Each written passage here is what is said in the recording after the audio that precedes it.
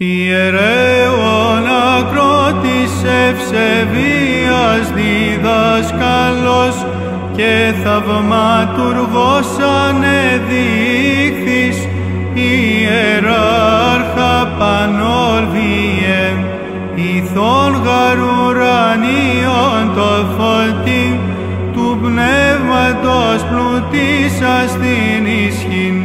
θεραπεύεις τους νοσούντας και τας ψυχάς λέων των προσιόντωση.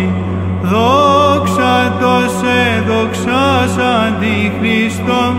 δόξα το σε Στεφάνος αντί, δόξα το ενεργούντι διά σου, πάση